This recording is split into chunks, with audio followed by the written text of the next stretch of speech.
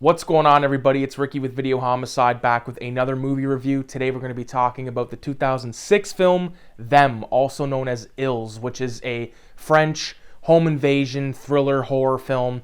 It's a shorter film. It's like an hour and 17 minutes long. I had a lot of fun with this movie. I do recommend it. It's not on YouTube. You're going to have to find it your own way, but goddamn. So basically the movie is all about, it starts off with this woman and her daughter driving down, sort of a semi-secluded road, and they're kind of having the usual, young daughter's a bit of a cunt. The mom is giving her shit, and then as they're driving along, the mom thinks she sees someone on the road, swerves and crashes the van, and then she gets out and starts working on the front end of the van with the hood up, and then the girl's in the car, and the mom says, "Can you start up the car?" So she starts up the car, doesn't start, and then finally the mom stops responding, and then the girl starts being tormented by either people or a single person.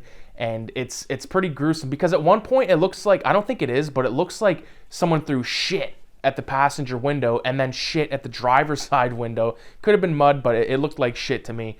And the girl is panicking.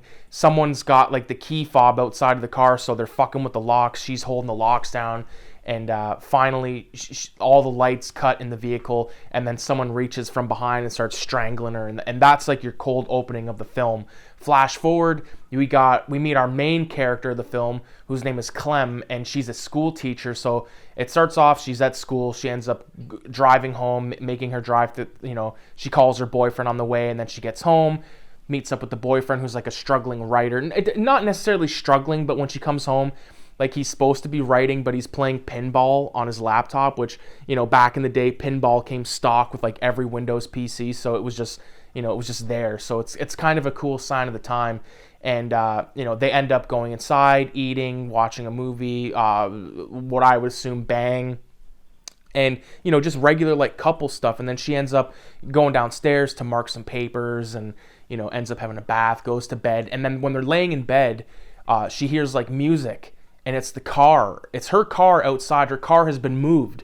And she's like, what the fuck's going on? So the two go downstairs, investigate. The car is parked, a decent away from the house. And then the boyfriend gets up close to the car, and then it turns on, and it starts fucking, not speeding at him, but fucking with him, and takes off. And now they're being tormented within their own home.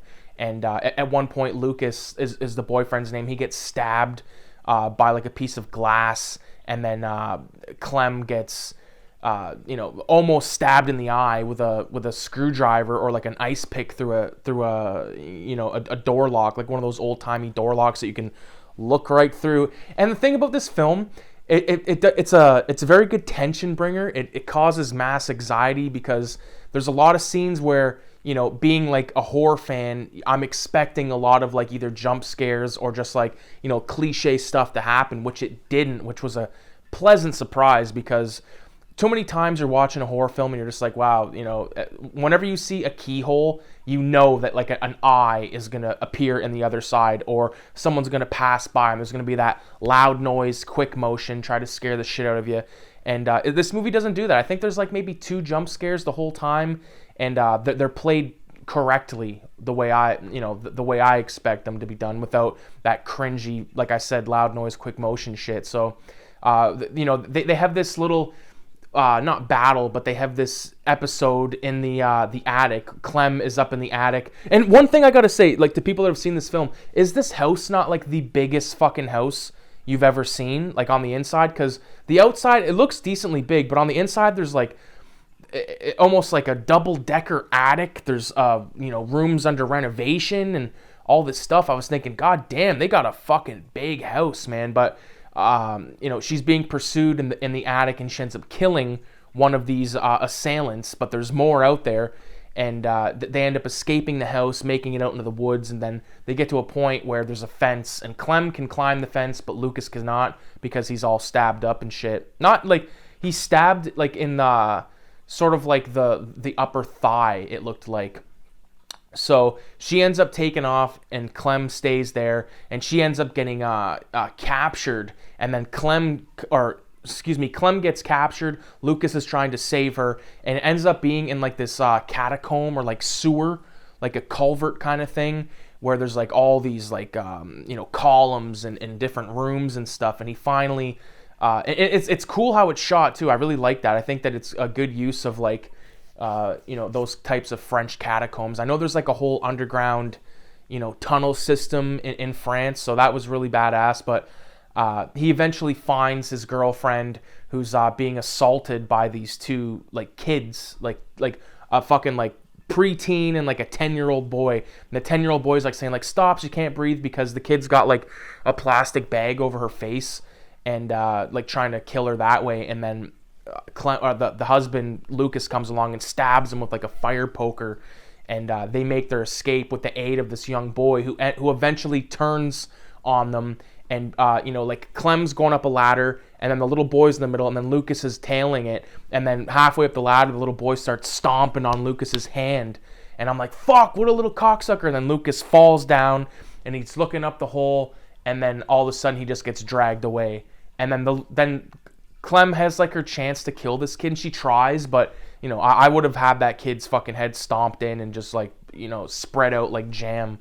But she ends up getting to this point where it's like an actual culvert. Like if you drive along like a highway, there's sewers that run underneath the highway sometimes, big enough to stand under, and that's where she basically is. But there's a gate, and she's trying to get out. And like the final shot, I think, is just not the final shot, but the final time you see Clem, I think, is really cinematic.